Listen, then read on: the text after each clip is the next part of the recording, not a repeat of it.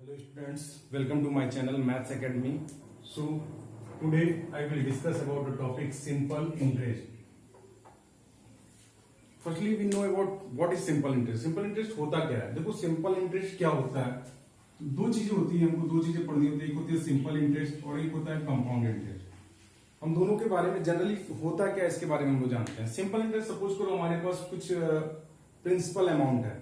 मान लिया हमारे पास 9,000 अमाउंट है.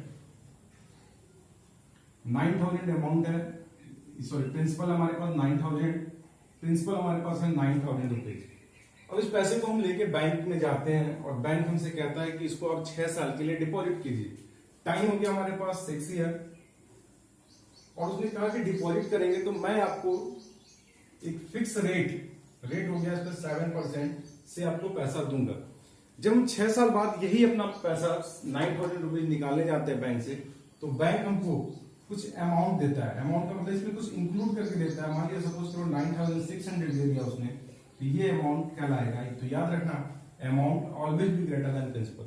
अमाउंट हमेशा प्रिंसिपल से क्या होता है, बड़ा होता है. तो आज हम लोग सिंपल इंटरेस्ट के बारे में ही सिर्फ जानेंगे. सिंपल इंटरेस्ट के क्वेश्चंस कैसे कैसे होते हैं, कैसे सॉल्व किए जाते हैं. सिंपल इंटरेस्ट का जो फॉर्मूला होता है वो ये होता है, simple interest equal to principal into rate into time divided by 100. अगर हम यहां से सिर्फ प्रिंसिपल की वैल्यू निकाले तो क्रॉस मल्टीप्लाई कर देंगे. 100 into S I by R T हो जाएगा. आर की वैल्यू निकाले तो 100 into S I by P T हो जाएगा और टी की वैल्यू निकाले तो 100 into S I by P R हो जाएगा. यहाँ पे आर क्या है, R is a rate, T is a time, P is a principal. ध्यान देना, अमाउंट इक्वल टू होता है प्रिंसिपल प्लस एस आई. कुछ और भी चीजें हम लोग जान रहे कि हमेशा याद रखना, हमेशा टाइम जो होता है ना, टाइम हमेशा ईयर में होना चाहिए. टाइम हमेशा किसमें होना चाहिए, ईयर में. तो हो सकता है कभी हमारे सामने मंथ आ जाए, हो सकता है कहीं टाइम दिया हुआ 7 मंथ, तो 7 मंथ को हम ईयर में कन्वर्ट कर देंगे और 1 ईयर में 12 मंथ होते हैं. 7 डिवाइडेड बाई 12 ईयर, ये वैल्यू हम क्वेश्चन में पुट करेंगे. हो सकता है डेज में दिया हुआ टाइम 269 डेज, तो डेज को हम लोग ईयर में कैसे कन्वर्ट करेंगे, 365 टोटल होता है डिवाइडेड बाई 365 ईयर. पीटीआर की वैल्यू पता है, एसआई को निकाला, तो ये फॉर्मूला हम अप्लाई कर देंगे यहाँ पे. S I is equal to P into R into T divided by 100.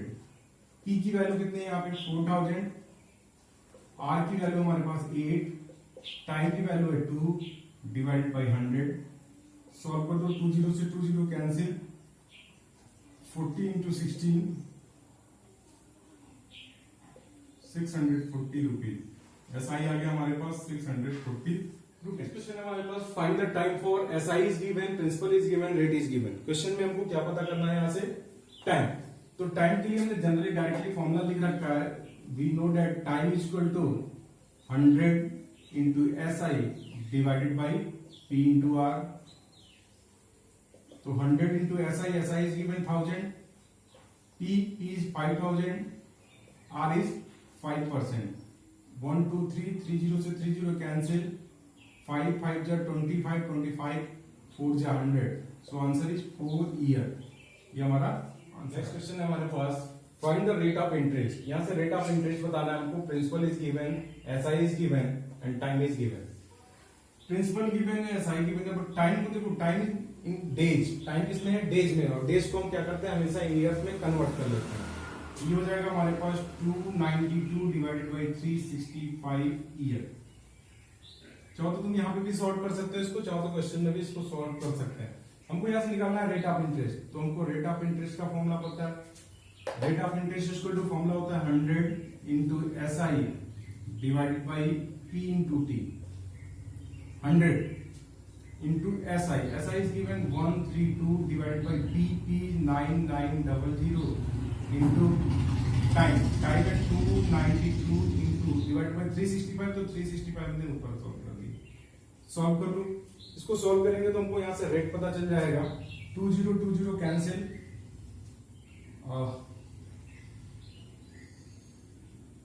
इससे हम कट करके देखते हैं.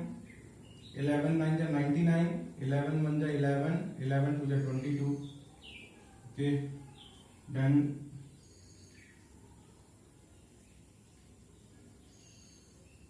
नेक्स्ट कटेगा ये 3 से 3 3 जा 9, 3 4 जा 12, 4 से इसको कैंसिल कर देते हैं, 4 6 जा 24, 5 4 7 जा 28 एंड 4 3 जा 12। ओके,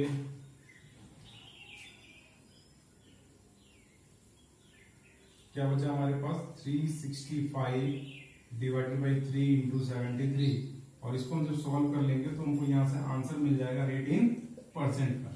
इसको सॉल्व कर लेते हैं, सॉल्व करके देखते हैं किससे कैंसिल होगा। ये हो जाएगा हमारा 73 इंटू 5,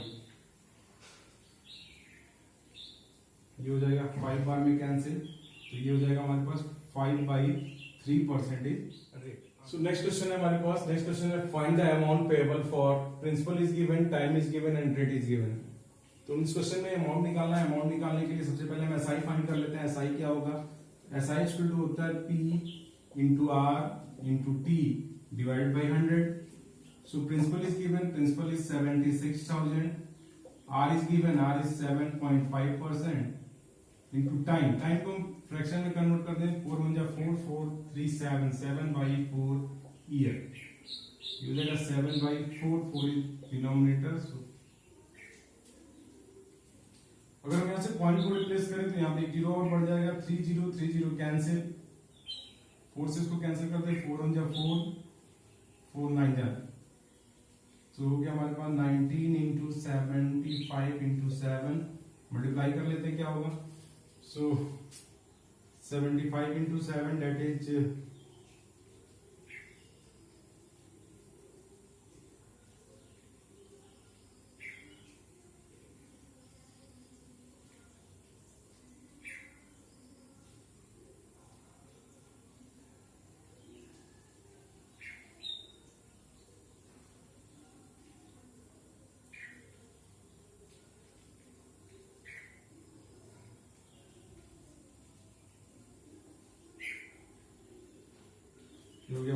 9975।